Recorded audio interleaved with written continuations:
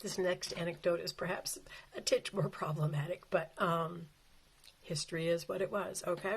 So we're still in South Dakota, and near the back of their house I think they were still in Tripp, South Dakota, was the jail. It was very small. It only had room for 2 or 3 people, 2 or 3 German Russians probably. So she says one time there was one man in the jail that had been real happy, I guess. He had had too much to drink and sang "Beneath the Old Apple Tree" all night long, over and over.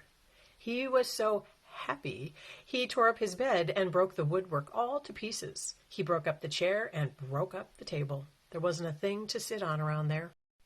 There wasn't even a place to lay. But he would lay on the floor on the springs of the bed that were left. He was pretty thirsty the next morning. Oh, tell me about it, God. All the hangovers. I've been there.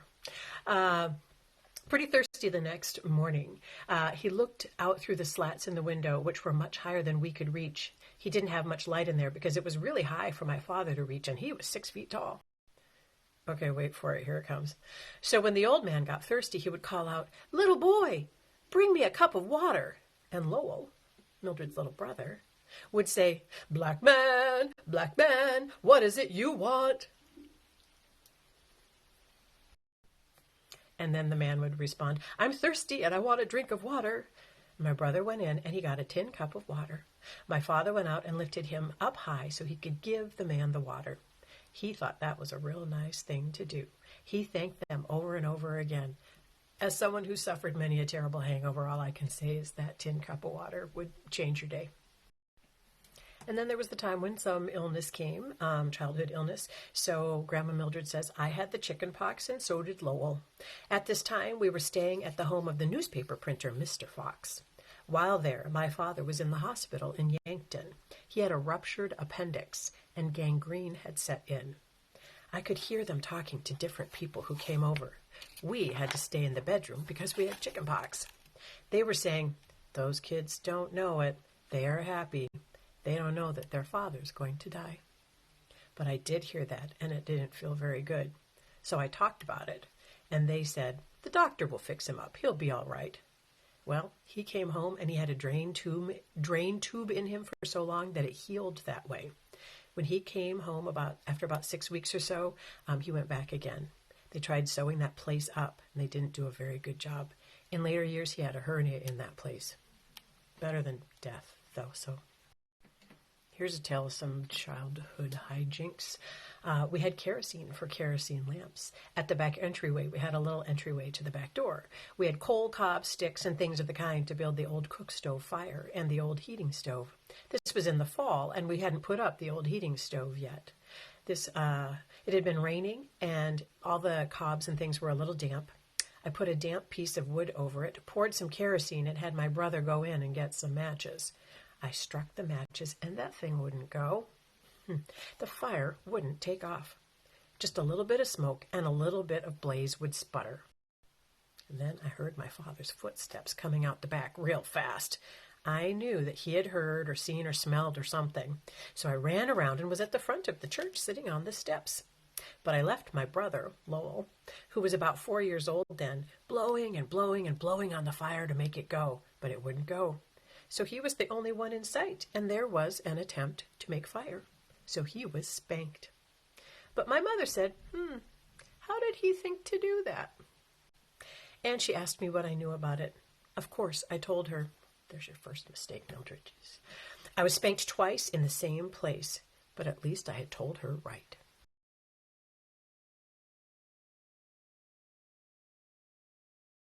Later, after the family had moved to Armour, South Dakota, Mildred remembers this story. I can remember feeling so sorry for my mother. We had these great big green worms on the tomato plants. We called them greenhorners. And the minute Mother would be picking tomatoes and I would hear her screams, I would say to Lowell, "Come on, we have to help Mother. She sees another worm." We didn't mind the worms at all. We would pick them up and put them on the sidewalk and push them around and play with them. Well, we did have more toys than worms to play with, though. We had some dolls at least, or at least I did.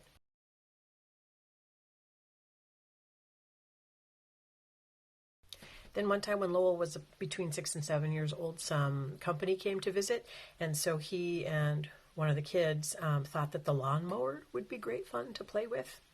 So our sidewalk in front of our place was sloping quite down a hill. So this visiting boy from the country and my brother Lowell took the lawnmower. Lowell was pretending to push it. He had his hands on the roller.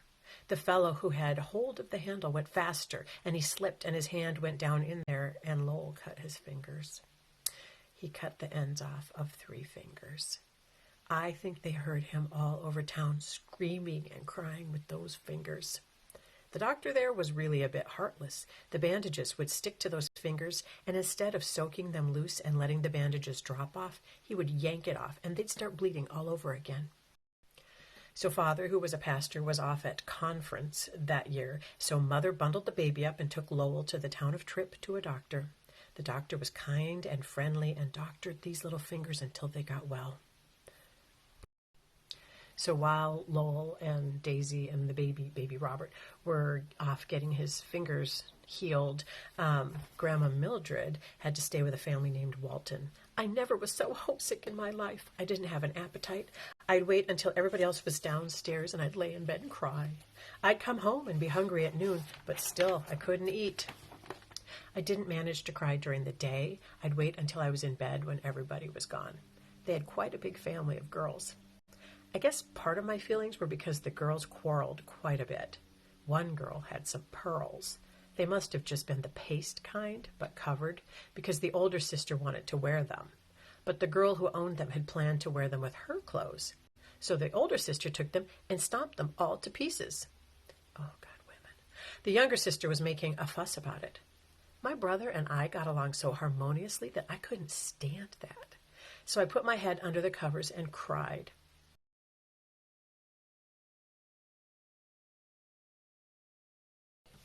So there are lots of other stories about Mildred's childhood, and I'm so grateful they were collected. But the important thing is you can see how close that siblingship was.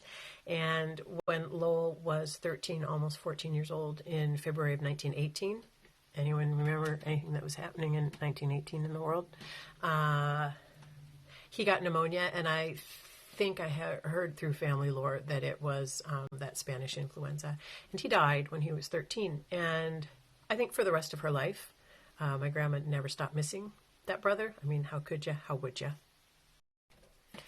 And so if we look at Minerva Baker Haddock's personal diary from 1918, we see an entry here recording the fact that Lowell, Daisy's boy, aged near 14 years old, fetched today home for burial in the Holly Springs Cemetery. So his body was taken back to Iowa to be put near other family members. All went off perfectly as Jesse did all the managing. Jesse was the youngest of Minerva's kids, so Daisy's brother.